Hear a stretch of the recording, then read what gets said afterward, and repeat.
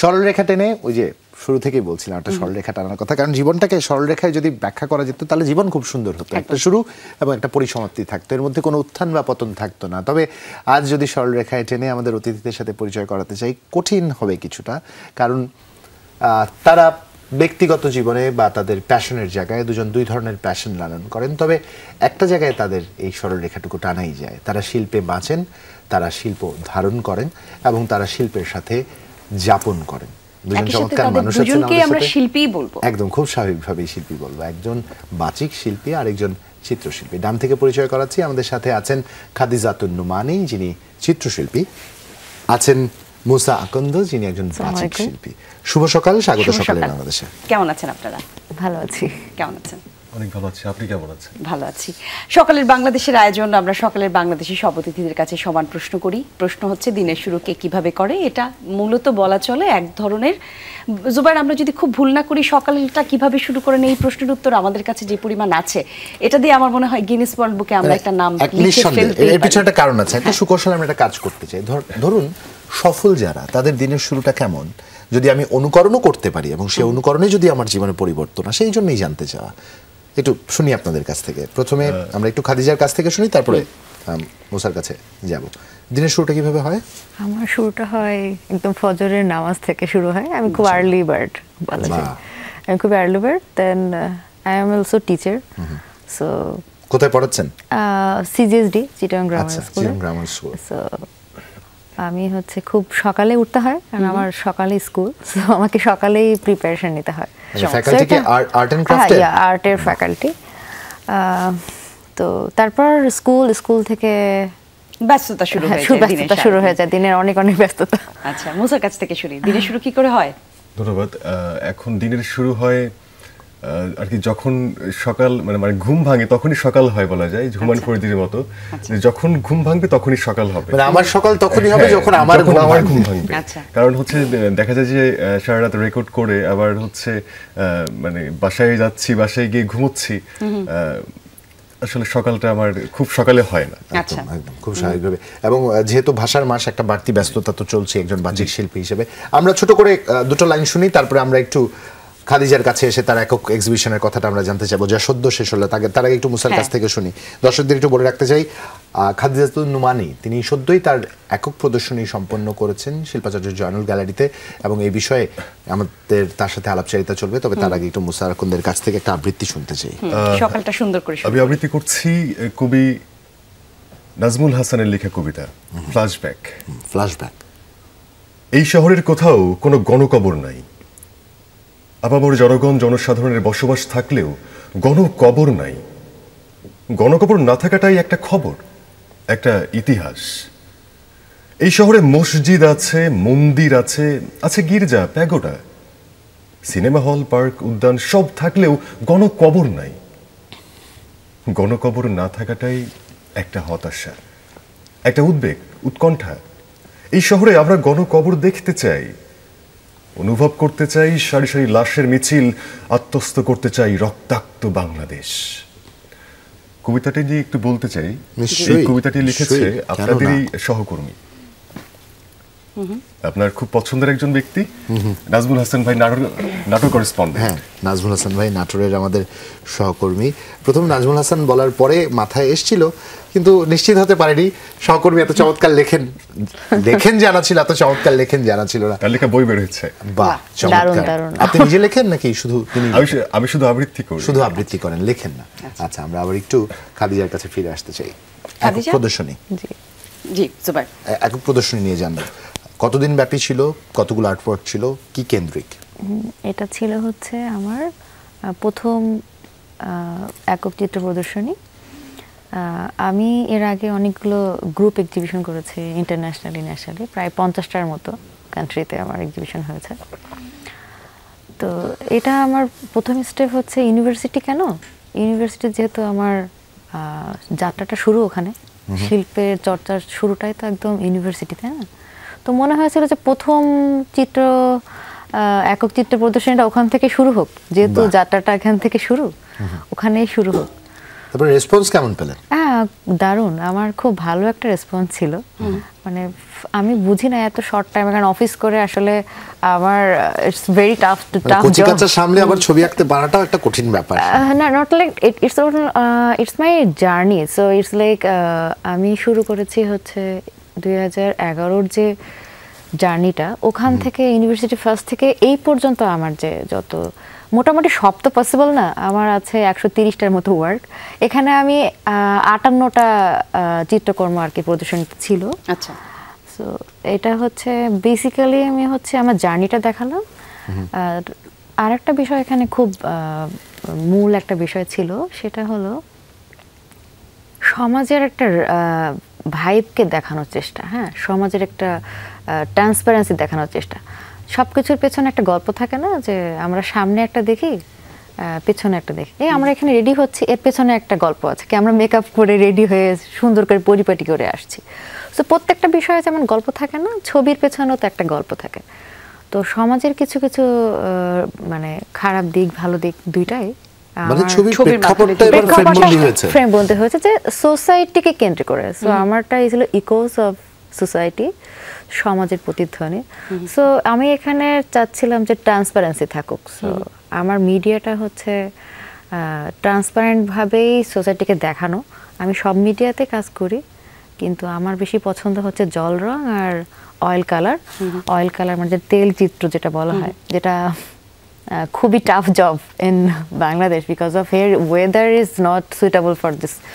আমরা দুজন কেউই চিত্রশিল্পী নই, কিন্তু আমরা এত সংখ্যক চিত্রশিল্পীকে ইন্টারভিউ করবার সুযোগ পেয়েছি যে আপনি যখনই তেল রং বললেন আমাদের দুজনের মুখে একটা হাসি চলে আসছে। আমরা জানি পরের লাইনটা কি আসতে যাচ্ছে। এই যে খুব টাফ জব, যে এটা সংরক্ষণ করা, কিন্তু আমি আসলে ওই মিডিয়াটা খুব ভালো বুঝি। I am very expert at oil.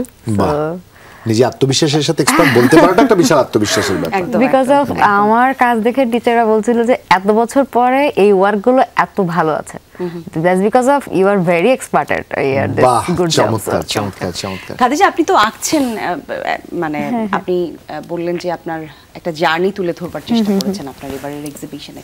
আপনি যখন এঁকেছেন তখন যেই চিন্তা ভাবনা ছিল, এখনো কি আপনি মানে ওই একই সেম একই জায়গাতে আপনি আপনার কাজের সাক্ষীটা রেখে যেতে চান? মানে আপনি কি এই কাজটা মানে আলাদা করে কেন স্পেসিফিক সমাজকে তুলে ধরবার একটা ইচ্ছে আপনার মনে আসলো? আপনার নিশ্চয়ই এটার পেছনে কোনো গল্প আছে। আপনি যেহেতু পেছনের গল্প নিয়ে কাজ করেন, এই আপনার ইচ্ছে শক্তির পেছনের গল্পটাও একটু আমরা শুনতে চাই। ডেফিনেটলি, থ্যাংক ইউ ওয়েল, একটা সুন্দর কোশ্চেন করেছে উনি। প্রত্যেকটা কিছুর পেছনে কোনো না কোনো গল্প থাকে। তো আমার আসলে ঢাকায় আসা, ঢাকা ইউনিভার্সিটির আগে ছিলাম আমি Jessore. So our school college are from then Jessore. ঢাকায় আসার পর মানে আমার কাছে মনে হলো একটু ডিফারেন্ট মানুষগুলো। মানে আগে তো শুধু স্কুল কলেজের মধ্যে আমি খুব আবদ্ধ থাকতাম, ইটস লাইক কিডস জার্নি যেরকম থাকে। এখানে এসে দেখলাম যে আসলে প্রত্যেকের হাসিটার মধ্যেও যেন ফেক আছে, কথার মধ্যেও কোথাও কোথাও আমি এটা I feel like it's very not natural. So হিউম্যানের মধ্যে না আমি ডিফারেন্ট ব্যাপারটা দেখছি, যে face it's like double face role করে, প্লে রোল করে যেটা বলি আমি। ইটস নট লাইক এটা সব সময় খারাপ, হ্যাঁ, নট লাইক খারাপ না, নেগেটিভ অর্থে না, নেগেটিভ অর্থে ক্যারি করতে হয়। আবার কোথাও কোথাও বলতে গেলে আমার এরকম ফিল হয় যে হচ্ছে এরপরে আসলো ইউনিভার্সিটির পরে আসলো যাক অফিসেও আমি কর্পোরেট জবে যেরকম ছিলাম, ওখানেও আমি দেখেছি বিভিন্ন ধরনের মানুষের আচরণ। তো ওইগুলো আমাকে খুব প্রভাবিত করতো আর কি, যে আমার কাছে মনে হতো আসলে কি আমি ডিফারেন্ট নাকি মানুষ ডিফারেন্ট, মানে মানুষের চিন্তাগুলো কি এরকম নাকি আমি চিন্তা করতে পারি না ওদের মতো। না, আমি তো শিল্পী মানুষ, হয়তো এরকম চিন্তা করি। So I am also work in a corporate job also, ওটাও করেছে। তারপরে আসলে শিক্ষকতা আমার পছন্দ, শিক্ষকতা জায়গাটা। আর আর্টিস্ট তো আসলে বাই ন্যাচারাল একটা ব্যাপার থাকে না, বাই বোর্ন একটা থাকে। সো ওইটা ছিল, আর্টিস্ট হওয়ার উদ্দেশ্যই ছিল জীবনে। হ্যাঁ, ওটা ছিল। যখন আবার ছোটবেলায় যখন থাকে না যে বড় হয়ে কি হতে চাও, যখন জিপিএ 5 পাইলে, বৃত্তি পাইলে জিজ্ঞেস করে না, তখন বলতাম কিন্তু আমি বড় হয়ে আসলে অ্যাকাউন্টেন্ট হতে চাই, হ্যাঁ, চার্টার্ড অ্যাকাউন্ট করতে চাই। So I am basically business faculty ছিলাম। ওখান থেকে ফাইন আর্টস, পরে আমি বিজনেস, আমি অনেকগুলো ইউনিভার্সিটিতে অ্যাডমিটেড হই, then I turn into this fine art because of এটা আমার একটা মানে থাকে না। বাণিজ্যিক মানুষ কি করে অবশ্যই খোলেন, এই গল্পটা নিশ্চয়ই খুব বড়। চিত্রশিল্পীর জীবন এবং তার চিন্তা ভাবনা নিয়ে। আবৃত্তি তো একটা এমন জায়গা, সেখানে আসলে শিল্প, পড়াশোনা, একই সাথে মানুষের মনের একটা সংযোজন থাকতে হয়, আমি যতদূর জানি। একজন আবৃত্তি শিল্পী হিসেবে আপনার ইচ্ছে, আগ্রহ এবং কথার সাথে আপনার যে ভালো লাগা, সেটা আপনি কখন অনুভব করলেন? ধন্যবাদ। আমার আসলে কখনোই ইচ্ছে ছিল না যে আমি আবৃত্তিকার হব। আবৃত্তিকার হয়েছি মূলত রাগে জেদে। কিসের রাগ, কিসের জেদ, এত অভিমান কেন? একটা বিষয় শেয়ার করি। আমি ছোটবেলায় খুবই তোতলা ছিলাম, কথা বলতে পারতাম না। তো সেই কথা না বলার কারণে আমি অনেক কটাক্ষের শিকার হতাম। তো ছোটবেলাতেই অনেকেই বলতো যে মুসা, তোমার কণ্ঠ ভালো, তুমি কিন্তু চাইলে হচ্ছে আবৃত্তি বা উপস্থাপনা এগুলো নিয়ে কাজ করতে পারো। আচ্ছা। তো সেই জায়গা থেকে রাজশাহী বেতার আমার শোনা হতো। রাজশাহী বেতার যখন শুনতাম, বিশেষ করে একটি লাইন আমার কানের মধ্যে এখনো বাজে, যে বিসমিল্লাহির রহমানির রহিম, আসসালামু আলাইকুম, বাংলাদেশ বেতার রাজশাহী। এই লাইনটা যখন শুনতাম ছোটবেলায় রেডিওতে, আমার মনে হতো যে এইটা আমার বলতে হবে, এইভাবেই বলতে হবে, আমি একদিন বলতে চাই, আমি বলবো। আর যখন দেখলাম যে না, আমার ধৈর্যের বাঁধ একদম ভেঙে যাচ্ছে, আসলে সবাই যখন আমাকে নিয়ে একটু বেশি আলোচনা করছে, তখন আমি সিদ্ধান্ত নিলাম যে আমি কথা বলবো, মানুষ আমার কথা টাকা দিয়ে কিনে নিবে। আমার লক্ষ্যই ছিল এটা। আমি আবৃত্তিকার হব এই লক্ষ্য আমার ছিল না। আবৃত্তিকার হয়েছি এই সাংবাদিকতা এসে। আমি অনেকদিন ছিলাম, প্রায় 5 বছরের মতো হবে সাংবাদিকতার সাথে যুক্ত ছিলাম। তো নাজমুল ভাইরা ছিলেন, আমি যখন সাকাম, একটা সংগঠন ছিল সাকামে আসার পরে, ওখানে যারা আমাদের সিনিয়র আছেন তাদের অনুপ্রেরণায় আবৃত্তিকার হয়ে গিয়েছি। আচ্ছা, একটু দর্শকদের আমি একটা ছোট্ট গল্প বলতে চাই। আপনারা যারা সমাজে সফলভাবে চেনেন, কিংবা বাচিক শিল্পী থেকে শুরু করে বিভিন্ন ব্যক্তিত্ব যারা অনুকরণীয়, এরকম অসংখ্য নাম আমি ব্যক্তিগতভাবে জানি, যারা শৈশব থেকে স্ট্যামারিং, বা আমাদের অতিথি মুসা আকন যেমনটা করে বলল, তার কথা বলতে কি একটু অস্বস্তির তৈরি হয়, কিংবা যাকে তিনি তার ভাষায় তোতলামো বললেন, এরকম অসংখ্য মানুষকে আমি ব্যক্তিগতভাবে চিনি। নাম বললে আপনারাও চিনবেন। তারা তো চমৎকার বলেন এখন, তাদের কথাগুলো, তাদের শব্দ সংযোজন, বাক্যের গঠন এত চমৎকার, যেগুলো শুনলে এখন যে কেউ মন্ত্রমুগ্ধ হয়ে তাদের দিকে তাকিয়ে থাকবেন। বিশ্ব রাজনীতিতে এমন অসংখ্য ব্যক্তিত্ব আছেন, আবির্ভূত হয়েছেন, কিংবা বিশ্ব শিল্প জগতে এরকম অসংখ্য মানুষ আছেন যাদের কথা বললে আপনারা এক বাক্যে চিনে যাবেন। কারো নাম নিতে চাই না, ব্যক্তিগতভাবে যাদের সাথে পরিচয় আছে তাদেরও নাম নিতে চায় না, কিন্তু তারা তাদের এই যে ব্যক্তিগত সীমাবদ্ধতা কিংবা প্রকৃতিগত সীমাবদ্ধতা এত চমৎকারভাবে উতরে গেছেন, যেটা এক কথায় অনুকরণীয়। আমরা যে হোক মুসার কাছে আবার একটু ফিরতে চাই। মুসা, সাংবাদিকতা, গণমাধ্যম কর্মী, সেখান থেকে আবৃত্তি শিল্পী, জার্নিটা যদি বলি একদম সহজ জার্নি না। আমরা গণমাধ্যমের খবর নিয়ে যারা ফিরি, তাদের খবর অনেক সময় অনেকেই রাখেন না। আমাদের বাস্তব খবর অনেকেই কেউ খোঁজ রাখেন না। খবরের শিরোনাম আমরা যখন হই তখন কেবলমাত্র ব্যতিক্রম। সে একটা জায়গায় জিজ্ঞাসা, এই পেশাটা বা এই প্যাশনটা বেছে নেওয়ার স্বস্তি কতখানি বোধ করছেন? আমার কাছে মনে হয় যে আমি খুব ভালো আছি, আলহামদুলিল্লাহ। যদিও সাংবাদিকতা পেশাটা আমার একটা স্বপ্নের পেশা ছিল, ওই জগতে আমি খুব ঘুরতে পারতাম, হ্যাঁ, পুরো জেলা দাপিয়ে বেড়াতাম। তো এইটা ভেবে আমার কাছে খুব ভালো লাগতো। আর এই যে আবৃত্তিকার হয়ে ওঠা, আমি নাম উল্লেখ করেই বলি, আমাদের নাজমুল ভাই আছেন এবং সেই সাথে আছেন রফিকুল ইসলাম নান্টু আঙ্কেল। আমি তাকে যদিও স্যার বলি, মানে মনে মনে আমি তাকে স্যার বলি, কিন্তু তাকে আমি আঙ্কেল বলে সম্বোধন করি। উনি যখন আমাকে একদিন বললো যে মুসা, তুমি কি কোনো বিষয় নিয়ে নার্ভাস? বললাম, আঙ্কেল কেন? বলছে, হ্যাঁ, তুমি যখন স্টেজে ওঠো, মাইক্রোফোন হাতে ধরো, তখন তোমার কথা আটকে যাচ্ছে কেন জানি না। তুমি একটা কাজ করো, এটাকে তুমি কাজে লাগাও, এটা তোমার কোনো দোষ নাই, এটা প্রকৃতির একটা দান, তুমি এটাকে আল্লাহ তাআলার দান হিসেবে গ্রহণ করো, এইটা দিয়ে তুমি কিছু একটা করো। তো আমি যখন দেখলাম যে না, আমাকে হচ্ছে আঙ্কেল বেশ ভালোভাবে শিখিয়ে দিচ্ছে, বুঝিয়ে দিচ্ছে, পরবর্তী সময় যখন আমি কাজ করতে শুরু করলাম, এবং আমার কাছে মনে হয় আমি বেশ দাপটের সাথেই কাজ করছি। আমার বাড়ি একদমই গ্রামের মধ্যে, প্রত্যন্ত অঞ্চল, আসলে ওই গ্রাম থেকে আবৃত্তিকার হয়ে ওঠা, এটা সো টাফ। এই গল্পটায় আমার কিছু প্রশ্ন আছে, আমরা শুনবো, তবে আরো একটা কবিতা শুনতে চাই। আচ্ছা, ধন্যবাদ। এবারে আমি একটি কবিতা আবৃত্তি করব। কবিতাটি লিখেছেন কবি নাজনীন রাহার। কবিতার বইয়ের নাম কবিতার কৈশোর। বইটি পাওয়া যাচ্ছে অমর একুশে বইমেলাতে। যাচ্ছি আবৃত্তিতে। কে ওখানে? আমি আমি কে? আমি আমি দেখি এদিকে এসো। না, ওদিকে আসা যাবে না। কেন? আমি খুব একটা সামনে আসি না, যা করার আড়ালে থেকেই করি। আরে বাবা, সামনে কেন আসো না? আপনি ভয় পাবেন, পেলে পাবো, এসে বলছি। প্লিজ এভাবে আমাকে জোর করবেন না, আমার ভেতরে থাকাটাই শ্রেয়। আরে বাহ, বেশ তো, শুদ্ধ বচন।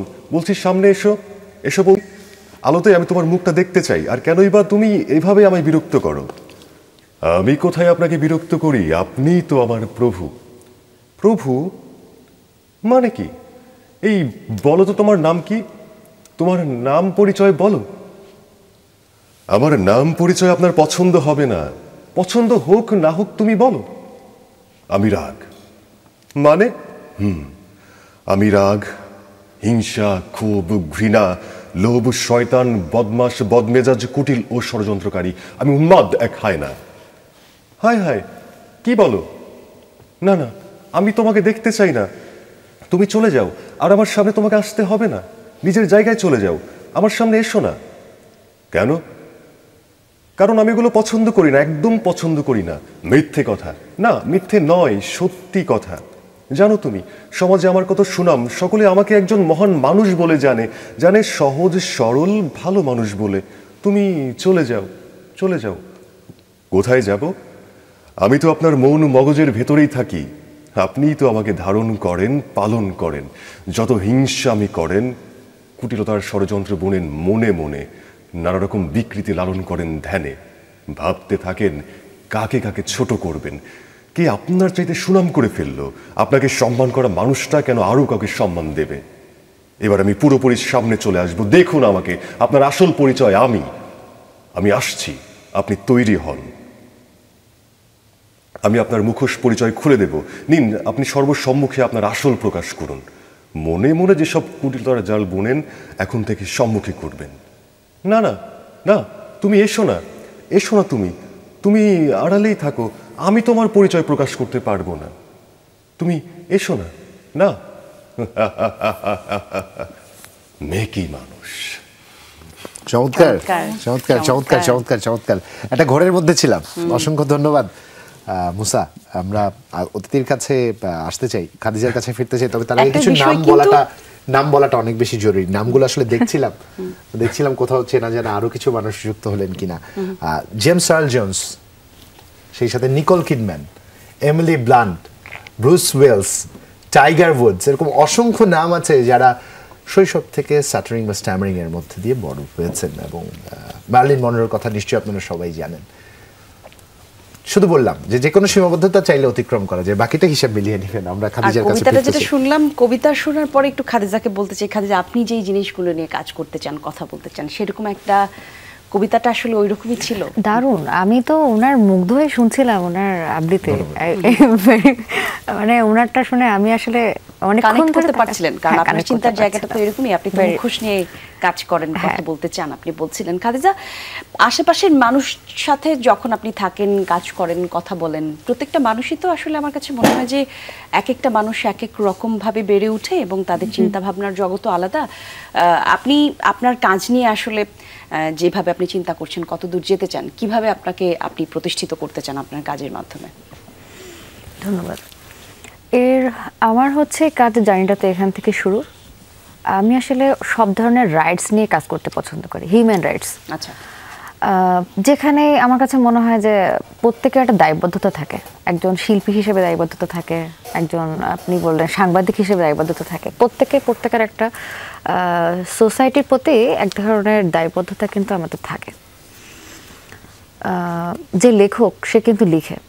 তো আমার মনে হচ্ছে যে আমার তো কলমের জায়গাটা হচ্ছে আমার ব্রাশ তুলি আর কি। তো সব ধরনের রাইটস বলতে আমি যেরকম হচ্ছে বাংলাদেশের শুধু নট অনলি প্রেক্ষাপট ইনক্লুডেড হিয়ার। সো এখানে হচ্ছে হিউম্যান রাইটসের মধ্যে আমি সবগুলো বিষয় ইনক্লুডেড। যেমন হচ্ছে সিরিয়ার কিছুদিন আগে একটা যেটা হইলো, এখন যেটা কন্টিনিউ চলতেছে, এই বিষয়টা আছে। রেড ইন্ডিয়ানরা এক ধরনের তার আইডেন্টিটি ক্রাইসিসে ভোগে, সো আমি ওদেরকে নিয়েও কাজ করছি। অস্ট্রেলিয়ান অ্যাবরজিনরা ভোগেন, অসংখ্য কান্ট্রি, এবং আমাদের দেশে আরেকটা আছে যে ট্রাইবাল যারা, দে আর অলসো সাফারিং এ লট। আমি তো এনসিটিভিতে আছি, publication NCTB, definitely you know that, education মিনিস্ট্রিতে। তো আমি ওখানকার designer also, I mean designer না, আমি আর্টিস্ট অলসো। বইয়ের যে ছবিগুলো আপনারা দেখেন ওইগুলো আমি ড্রয়িং করি। তো মানুষের রাইটস নিয়ে আপনি কাজ করছেন। ওখানে কিন্তু ওই যে কিছুদিন আগে ওই যে আমাদের ট্রাইবালরা কিছুদিন আন্দোলন করলো না, ওদের কিন্তু ওদের বই থেকে ওদের বাদ দেওয়া হয়েছে। এটাও কিন্তু আমার জন্য ভীষণ দুঃখজনক, কারণ ওরা আমাদের জনগোষ্ঠীর একটা অংশ, অবিচ্ছেদ্য। ওদেরকে আমরা কিভাবে বাদ দিতে পারি?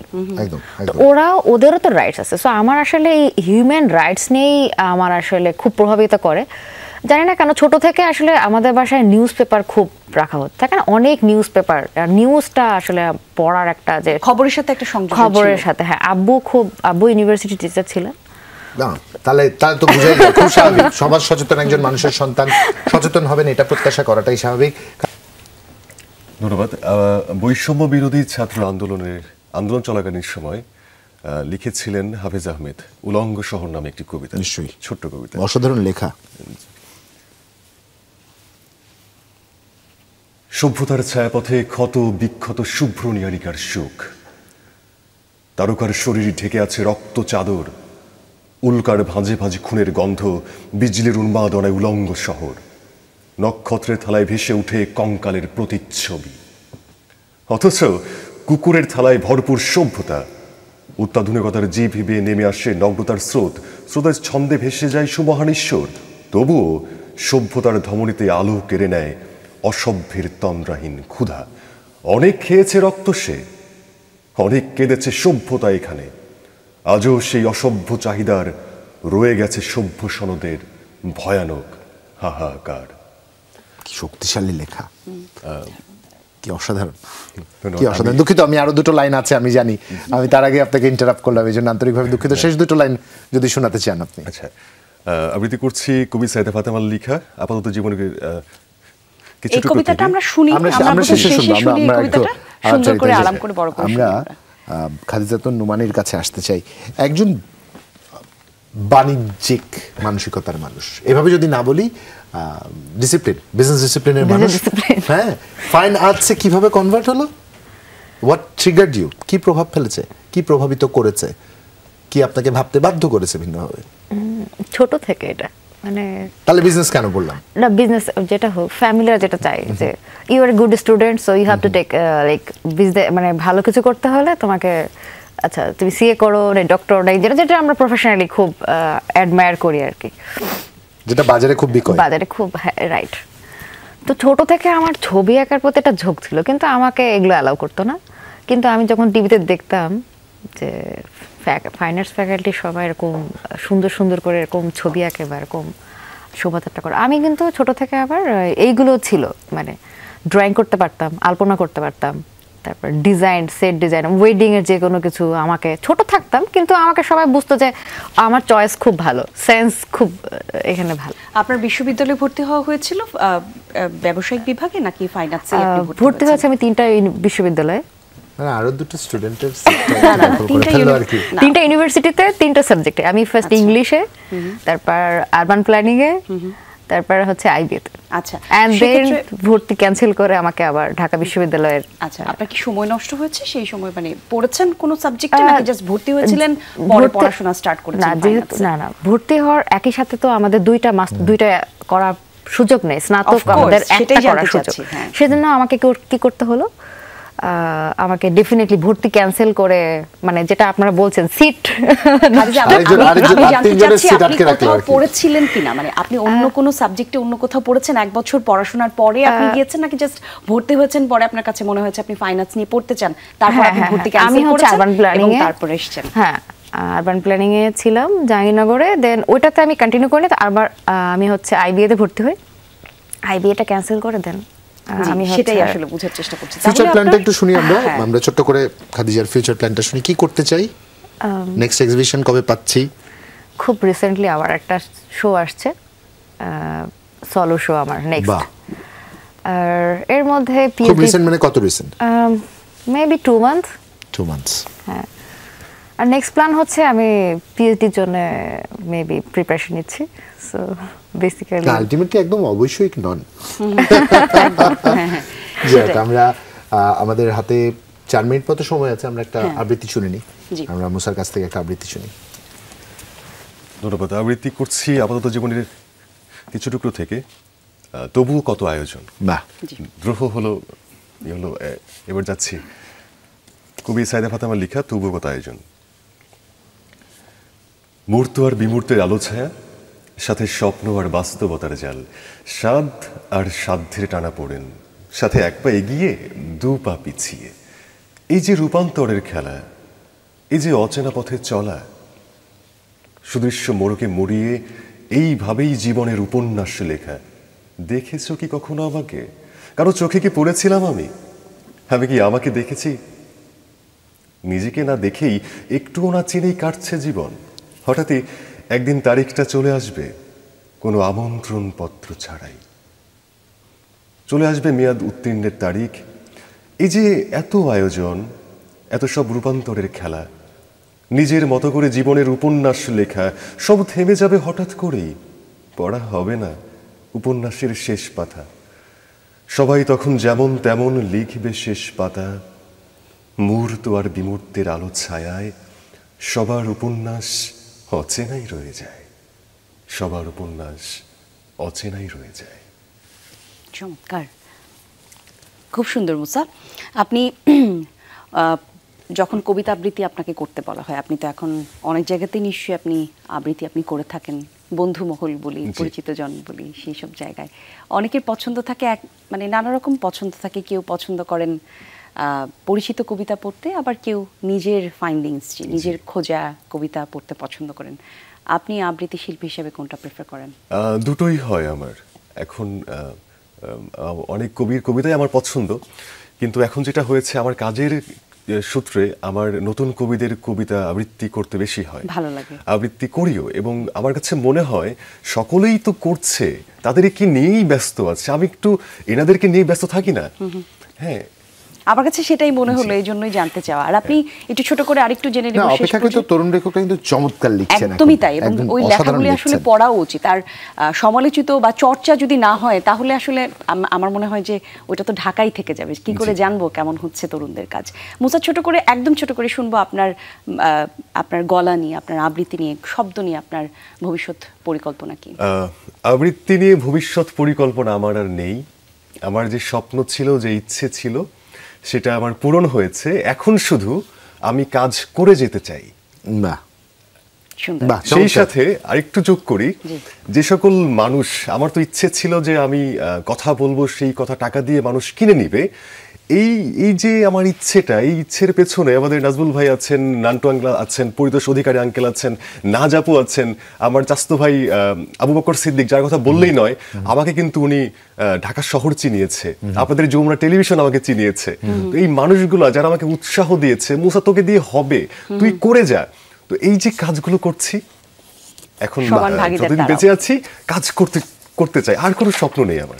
চমৎকার, অসংখ্য ধন্যবাদ মুসা আকন্দ আপনাকে, ধন্যবাদ খাদিজাতুন নোমানী। যদি আপনাদের দুজনকে আলাদা করে একটা পুরো আয়োজন ব্যাপী আলাদা দেওয়া যেত, নিশ্চয়ই সহসা আবার দিচ্ছি। আপনার যেহেতু একক প্রদর্শনী আছেই, সেই সময় নিশ্চয়ই আপনাকে আবার অতিথি করে পাবো। শুভকামনা রইল দুজনের কাজের জন্যই। এবং দর্শক, ইতিহাস এখানেই টানতে চাই।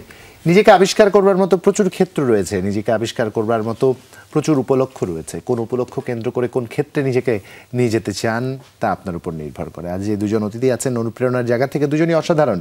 তারা তাদের চাওয়াটাকে জীবনে বাস্তবতা বানিয়েছেন।